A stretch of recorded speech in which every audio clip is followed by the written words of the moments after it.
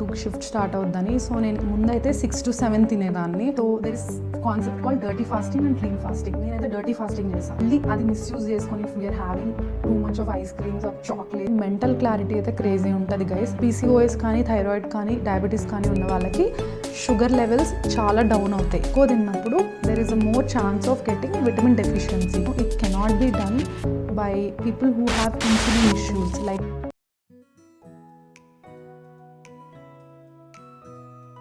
hey guys, welcome back to my channel. My name is Purti. So ఇవాళ topic వచ్చి OMAD diet గురించి. అసలు first OMAD అంటే ఏంటి? OMAD అంటే 1 meal a day. అంటే డే మొత్తంలో ఒక్క 1 hour అనుకొని ఆ 1 hour ఒక పెద్ద మీల్ తినడము.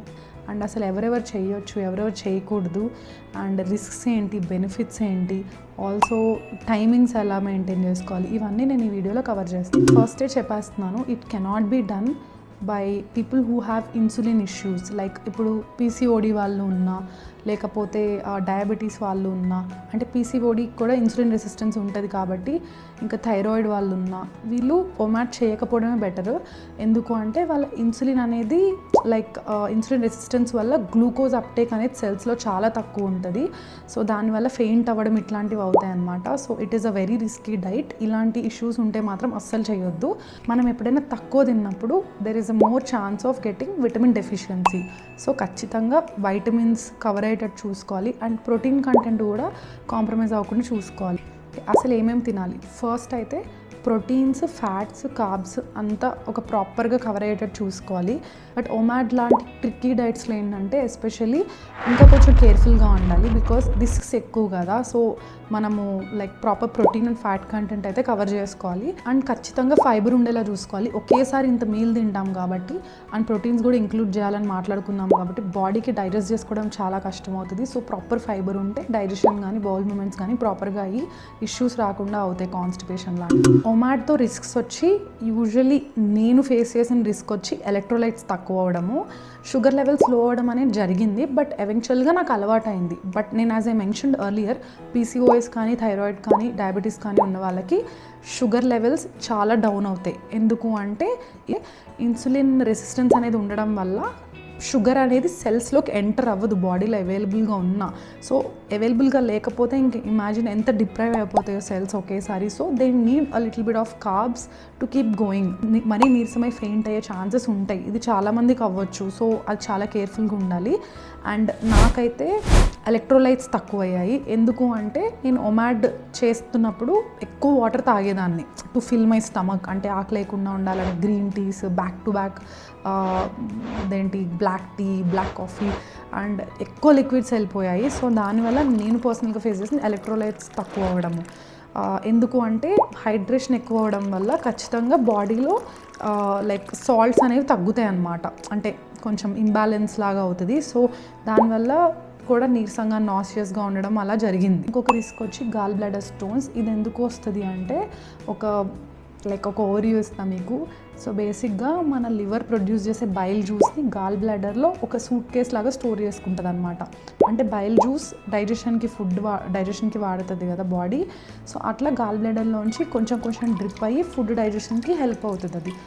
సో ఇప్పుడు మనం ఫుడ్డే తినట్లేదు అని అంటే అక్కడ రిలీజ్ అయిన బైల్ జ్యూస్ అంతా అక్కడ స్టోర్ అయ్యి లైక్ అంటే స్టోన్స్ లాగా ఫామ్ అవుతుంది. ఆల్సో మనం ఎక్కువ వెయిట్ లాస్ అయినప్పుడు లివర్లో ఉన్న కొలెస్ట్రాల్ కూడా కొంచెం రిలీజ్ అవుతుంది ఆ గాల్ బ్లాడర్లోకి. సో ఈ కొలెస్ట్రాల్ ఎక్సెస్, ఈ బైల్ జ్యూస్ ఇవన్నీ కలిపి స్టోన్స్ ఫామ్ అయ్యే రిస్క్ ఎక్కువ ఉంటుంది. ఇది OMAD అనే కాదు, ప్రొలాంగ్డ్ అవర్స్ ఫాస్టింగ్ చేసే మ్యాక్సిమం అందరికీ ఈ రిస్క్ అనేది ఉంటుంది. సో ఆ గాల్ బ్లాడర్ ఫంక్షన్ ప్రాపర్గా అవ్వాలి ఈ ఇంటర్మిటెంట్ ఫాస్టింగ్ చేసేటప్పుడు అంటే we should always break hour fast with fat. ఎందుకు అంటే ఇంత లైక్ ఈ గాల్ బ్లాడర్ స్టోర్ చేసే బైల్ జ్యూస్ ఉంది కదా, అది ద మోస్ట్ బాడీ తీసుకునేది ఫ్యాట్స్ డైజెషన్కి అనమాట. సో మనం అంత ప్రొలాంగ్డ్ హవర్స్ తర్వాత ఎక్కువ ఫ్యాట్ తీసుకుంటే బాడీ ఆ బైల్ జ్యూస్ని ఎక్కువ లైక్ లైక్ తీసుకుంటుంది టు డైజెస్ట్ దీస్ ఫ్యాట్స్. అదే మనం వేరే కార్బ్స్ అవి తీసుకుంటే దానికి అంత బైల్ జ్యూస్ అవసరం లేదు. సో ఆ గాల్ బ్లాడర్లో స్టోర్ చేసుకున్న బైల్ జ్యూస్లో కొంచెం మోతాదే తీసుకుంటుంది. సో ఎక్కువ దాని మొబిలైజేషన్ అవ్వాలి అంటే we should always break our prolonged fast with fat. అందుకే మీరు ఎక్కడైనా చూడండి అదే చెప్తారు అందరూ. ఓవరాల్ ఇన్సులిన్ ఫంక్షనింగ్ కూడా if you're doing long fast we should always break with fat. ఎందుకు అంటే ఇన్సులిన్ ఒకేసారి షుగర్తో స్పైక్ అయింది అంటే it is not good for us. అదొక గ్రాడ్యువల్గా ఏదో కొంచెం ప్రోటీన్ తిన్నా పర్వాలేదు, కానీ like obviously simple carbs like pure rice కానీ లేకపోతే షుగర్ టీ కానీ ఇవి తాగకూడదు. అందుకే మన పేరెంట్స్కి కూడా డాక్టర్స్ చెప్తారు కదా, don't drink sugar tea in the morning, ఇంకేదైనా తిన్నాక తాగండి అని. అదే రీజన్. అంత ఇన్సులిన్ స్పైక్ అవ్వడం కూడా it's not good for us. ఈ ఒమాడ్ వల్ల ఇంకొక కామన్గా జరిగే రిస్క్ ఒకటి ఉంది. మనం నార్మల్ రొటీన్లోకి రాగానే ఒక మ్యాడ్ ఈటర్లా అయిపోతామన్నమాట. లైక్ బింజ్ ఈటింగ్ అనేది ట్రిగర్ అయిపోతుంది. ఏ ఫ్యాట్ డైట్ చేసినా సో వెంటనే లైక్ ఇంకా తినేయాలి అని ఒక లైక్ ఫుడ్ మీద ఒక కైండ్ ఆఫ్ లైక్ ఏమంటారు ఒక వెరీలా వచ్చేస్తుంది అనమాట. సో ఇది బింజ్ ఈటింగ్ ప్రాబ్లమ్ ఉన్న వాళ్ళు రిలేట్ చేసుకోగలరు. So OMAD can trigger binge eating as well. So ఈ రిస్క్స్ అందరికీ అన్నీ ఉంటాయని చెప్పలేను, కొంతమందికి కొన్ని ఉండొచ్చు. నాకైతే ఈ బింజ్ ఈటింగ్ అనేది చాలా ట్రిగర్ అయింది. ఆల్సో ఎలక్ట్రోలైట్స్ ప్రాబ్లం కూడా వచ్చింది. ఎలక్ట్రోలైట్స్ తక్కువైపోయి నాసియస్గా ఫీల్ అయ్యి లైక్ డిజీగా అయ్యింది నాకు. బట్ ఎలక్ట్రోలైట్స్ తీసుకోగానే సెట్ అయింది. సో దేర్ ఆర్ ఒక కత్తికి 2 sides ఉన్నట్టు ఈ ఒమాడిక్ కూడా 2 sides ఉన్నాయి. ఒక బ్యాడ్ సైడ్ అయితే చూసాం ఇప్పటివరకు. So let's see the good side. Skin అయితే చాలా బెటర్ అవుతుంది గైస్. నాకు ఎలా తెలుసు అనుకుంటున్నారా, నేను ఈ లాస్ట్ 30 days నుంచి ఒమాడ్లోనే ఉన్నాను. నేను అసలు స్కిన్ కేరే మ్యాక్సిమం చేసుకోవట్లేదు. అయినా లైక్ ఒక ఏమంటారు ఇన్ఫ్లమేషన్ అనేది లేదు. ఫుడ్ ఎక్కువ తినే కొద్దీ ఇన్ఫ్లమేషన్ ఎక్కువ ఉంటుంది కదా, లైక్ ఎక్కువ టైమ్స్ మనము ఫుడ్ తిని ఇన్సులిన్ స్పైక్ చేసుకునే కొద్దీ ఇన్ఫ్లమేషన్ కూడా ఎక్కువ ఉంటుంది. సో అది లేదు కాబట్టి ఇన్ఫ్లమేషన్ తగ్గి my skin is looking better, healing better. ఇంకా ఆబ్వియస్ ఎఫెక్ట్ వచ్చి వెయిట్ లాస్. నేనే 30 daysలో 4 kilos తగ్గాను వితౌట్ మచ్ ఎఫర్ట్. నాకు ఇంజురీ వల్ల నేను వాకింగ్ చేయలేను. I do a lot of physical activity. నాకు ఈ ఇంజురీ లేకపోయి ఉంటే రోజు జిమ్కి వెళ్ళేదాన్ని, ఈవినింగ్ వాకింగ్ అయిపోయి టెర్రస్ పైన. అప్పుడు ఫుల్గా తినేదాన్ని, 3 పూటలు కాదు 4 పూటలు తినేదాన్ని. సో 1 kilo కూడా తగ్గలేదు. Because both deficit has to happen. Anyhow deficit is at the end of the day solution for weight loss. Though I was overall in a healthy way with the activity, I could never lose any weight because of not being in deficit. Adding to the same thing, it is very easy to create deficit on OMAD. ఎందుకు అంటే మనం ఎంత అనుకున్నా at least if I'm eating normal balanced meal, okay కొంచెం ఒక 20% junk తిన్నా, ఒక 80% perfect meal తింటే, అంటే లైక్ ప్రాపర్ ప్రోటీన్ కార్బ్స్ ఇవన్నీ బ్యాలెన్స్డ్గా వేసుకొని లైక్ కొంచెం ఫైబర్ అన్నీ ఇంకెవ్రీథింగ్ మంచిగా యాడ్ చేసుకొని ప్రాపర్ మీల్ తింటే, నేనేం చేస్తాను అంటే ఒక ప్లేట్ అంతా ఇలా ప్రాపర్గా తిని ఇంకొక సర్వింగ్ ఒక ఐస్ క్రీమ్ తిన్నా ఫర్ ఎగ్జాంపుల్, మొత్తం కలిపి మహా అయితే ఒక 1400-1500 calories కంటే ఎక్కువ తినలేము until I don't know, but నేనైతే తినలేకపోయాను. నేను ఒక 1400 వరకే తినగలిగాను. సో నాకు ఈజీగా డెఫిసిట్ వచ్చేసింది. అదే మీరు ఇంకా యాక్టివిటీ చేస్తుంటే it's even easier to create deficit. ఇంకొంచెం ఎక్కువ తిన్నా you can create deficit with activity. So ఇంకొకటి ఏం చెప్పాలనుకుంటున్నా అంటే మెంటల్ క్లారిటీ అయితే క్రేజీ ఉంటుంది గైస్. నేను నా పర్సనల్గా చూసింది అయితే నా షిఫ్ట్ మార్నింగ్ అంతా ఏమి ఉండదు. నా షిఫ్ట్ 2 o'clockకి స్టార్ట్ అవుద్ది. సో నేను నా మీల్ 3 or 4కి తినేదాన్ని. సో ఒక 2 నుంచి 4 వరకు అయితే పీక్ మెంటల్ క్లారిటీ. ఆకలి ఫస్ట్ డేస్లో వేసేది, ఆ తర్వాత మాత్రం ఆకలి లేదు. ఫుల్ ఫోకస్ ఆన్ వర్క్ టైప్లో నా వర్క్ అంతా డబుల్ ఫాస్ట్గా కంప్లీట్ చేసేదాన్ని. And number of times insulin spike అవ్వకుండా బాడీలో ఒక్కసారే అంటే ఆ 2-3 hours స్పాన్లోనే స్పైక్ అవ్వడం వల్ల మన ఇన్సులిన్ అనేది చాలా కంట్రోల్లో ఉంటుంది అనమాట ఈ డైట్లో. బట్ సేమ్ థింగ్ మళ్ళీ అది మిస్యూజ్ చేసుకొని if we're having too much of ice creams or chocolates, or if it's beyond what is normal, then it is not good guys. Insulin will spike like crazy and it is not good. So ఏదైనా ఒక balance, ఒక నార్మాలిటీలో చెప్తున్నా. I'm not saying all these benefits are not for a person who is having 10 chocolates in that window. I'm just talking about a normal person. And one of the benefit is నా cravings చాలా కంట్రోల్లోకి వచ్చాయి. Because నేను ఈ 1 hourలో okay I'm just eating everything అనుకొని ఆ 1 hourలో తినేసేసి, ఇప్పుడు ఒకవేళ ఇంట్లో ఏదైనా వేరే నాకు నచ్చిన స్నాక్ ఉన్నా నా మైండ్ సెట్ ఎలా ఉంది అంటే రేపు తింటానులే ఆ టైంలో అనుకుంటా. సో ఈ లోపల ఎవరో ఒకరు కొంచెం కొంచెం తినేస్తారు కదా, సో అలా నేను తినే ఐటమ్స్ తగ్గాయి అనమాట. ఇప్పుడు ఒకవేళ నేను బయటికి వెళ్ళినా మామూలుగా అయితే ఏం చేస్తాం, బ్రేక్ఫాస్ట్ తింటాం, లంచ్ తింటాం, నైట్ మళ్ళీ బయటకు వెళ్ళి బయట తింటాం. ఇప్పుడు అలా కాదు, I'm not eating breakfast, I'm not eating lunch. So direct నేను బయట తినడం వల్ల ఓవరాల్ అసలు నేను తీసుకునే ఇంటేక్ ఆఫ్ ఫుడే తగ్గిపోయింది ఆటోమేటిక్గా. ఇట్ వాజ్ వెరీ న్యాచురల్ అన్నట్టు అయిపోయింది అనమాట. సో ఒకవేళ పొరపాటున నేను మధ్యాహ్నం ఆల్రెడీ బోన్ చేసేసి ఉంటే నైట్ నేను తినట్లేదు ఇంకా. అంటే it's not necessary to like load so much, కావాలంటే రేపు వెళ్తానులే అన్నట్టు ఉంది నా mind set. One more thing I want to talk about here is, సరే ఆ 2 hours తింటాము, మరి మిగతా టైం అంతా ఏం చేస్తాం అనుకుంటున్నారా? So there is concept call dirty fasting and clean fasting. నేనైతే డర్టీ ఫాస్టింగ్ చేసా.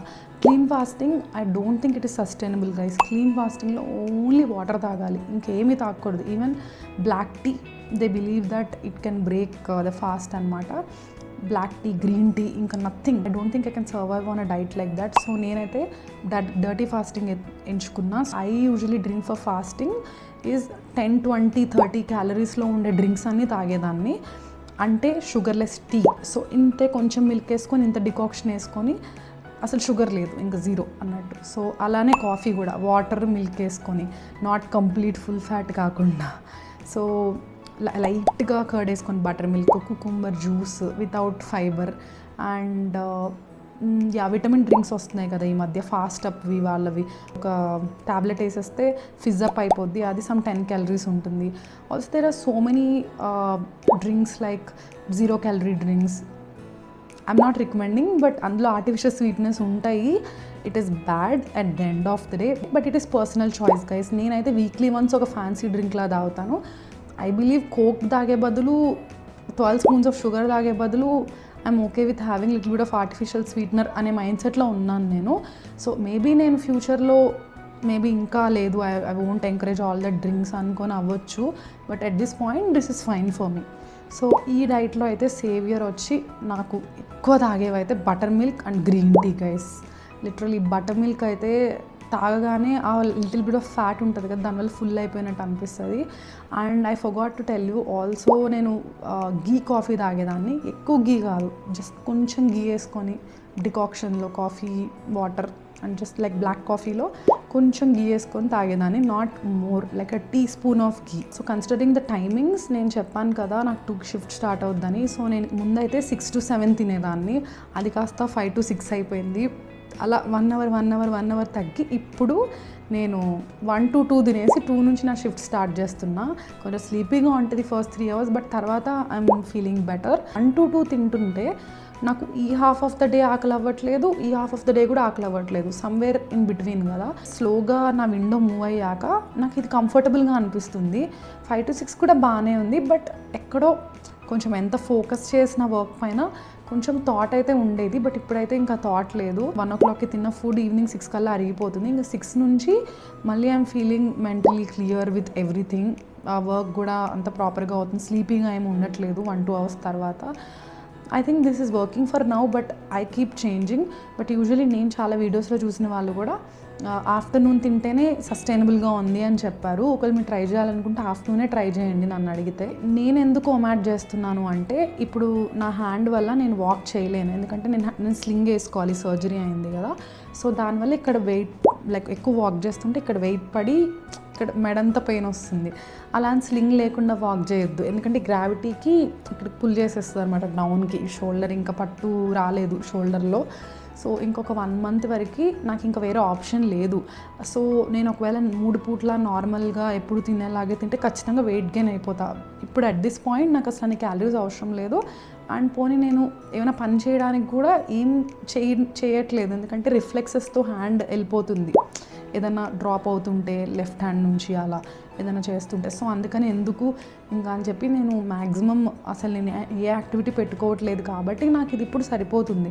బట్ ఇఫ్ యాక్టివిటీ ఉంటే ఖచ్చితంగా నాకు అప్పుడు సూట్ అవ్వకపోవచ్చు. అండ్ మీరు జిమ్కి వెళ్ళే వాళ్ళైనా ఒకవేళ, లేదా ఎక్కువ వాకింగ్ చేసే వాళ్ళైనా, ఆల్సో మీరు చాలా లైక్ అంటే లైక్ కొంచెం హెల్త్ ఇష్యూస్ ఉంటే అయినా కూడా ఇదైతే I don't think it is like sustainable diet for you guys. నేను జిమ్కి వెళ్ళాక I definitely not do OMAD, I switch to some other diet which will suit me better. So ఇప్పటివరకు నేను ఒమాడ్లో ఈ 30 డేస్లో నేను 4 kilos తగ్గాను. మధ్యలో మా ఫ్యామిలీ గ్యాదరింగ్స్ అయ్యాయి, అంటే నన్ను చూడడానికి చాలామంది వచ్చి ఉన్నారు ఇంట్లో. సో అలా ఇన్ని సినారియోస్లో కూడా నేను స్లిప్ అవ్వలేదు. అంటే జంక్ వాళ్ళకి సర్వ్ చేసినా నేను కూడా ఒక సర్వింగ్ ఆఫ్ జంక్ తీసుకున్నా నార్మల్ ఫుడ్తో పాటు. అట్లా అయింది. కానీ లైక్ కంప్లీట్ నేను ముందే ఏం చేసేదానంటే రిలేటివ్స్ ఎవరైనా వస్తే మొత్తం తినేసేదాన్ని అనమాట. లైక్ వాళ్ళు వెళ్ళిపోయాక వాళ్ళ కోసం తీసుకొచ్చిన థింగ్స్ కొన్ని ఉండిపోతాయి కదా, జంక్ ఫుడ్ అంతా మొత్తం నేనే స్వీట్స్ అన్నీ తినేసేదాన్ని. సో దానివల్ల నేను సగం లైక్ వెయిట్ తగ్గలేకపోయాను ఎంత వర్కౌట్ చేసినా. సో నాకు ఈ కంట్రోల్ వల్ల ఏంటంటే ఇంట్లో ఉంటే ఎవరో ఒకరు తింటారు కదా, నేను కంప్లీట్ చేస్తున్నా కూడా. సో దానివల్ల నాకు ఇది హెల్ప్ అయింది. 4 kilos అయితే తగ్గాను. 72తో స్టార్ట్ చేశాను first, now I'm 68. So 1 monthలో 4 kilos without any activity అంటే ఐఎమ్ వెరీ హ్యాపీ. నెక్స్ట్ ఒక లాంగ్ ఫామ్ వీడియో చేద్దాం అనుకుంటున్నా. కంప్లీట్ నా ఒమాడ్ రొటీన్ ఏంటి, ఏమేమి తింటున్నాను ఈ ఒమాడ్లో, ఇంకా లైక్ ఎంత కిలోస్ తగ్గుతున్నాను, ఇవన్నీ నేను ఎక్స్ప్లెయిన్ చేస్తాను క్లియర్గా నెక్స్ట్ వీడియోలో. Stay tune for it. And మీరు కూడా ఒమాడ్ చేసుంటే మీ ఎక్స్పీరియన్స్ కమెంట్ డౌన్ చేయండి. ఆర్ మీకు ఈ ఒమాడ్ గురించి ఏమైనా డౌట్స్ ఉంటే కమెంట్ చేయండి. ఆర్ మీకు ఇంటర్మీడియట్ ఫాస్టింగ్ కానీ క్యాలరీ డెఫిసిట్ కానీ ఈ కాన్సెప్ట్స్లో లైక్ ఏదన్నా డౌట్ ఉంటే కమెంట్ చేయండి. I try my best to answer. And ఈ వీడియో ఒమాడ్ చేసే వాళ్ళకి ఎవరికైనా హెల్ప్ అవుతుందంటే షేర్ చేయండి. నేను ఇంకా చాలా ఫ్యాట్ డైట్స్ చేసా, like juice diet, egg diet, oats diet, ఇవన్నీ. వీటిలో మీకు ఏమైనా కావాలి అంటే కూడా కమెంట్ చేయండి. I make videos on those. మీకు ఈ వీడియో నచ్చినట్టయితే లైక్ చేయండి, షేర్ చేయండి ఫ్రెండ్స్తో. ఆల్సో ప్లీజ్ సబ్స్క్రైబ్ బటన్ కొట్టి నన్ను సపోర్ట్ చేయండి. Thank you so much for watching. Stay healthy, stay safe.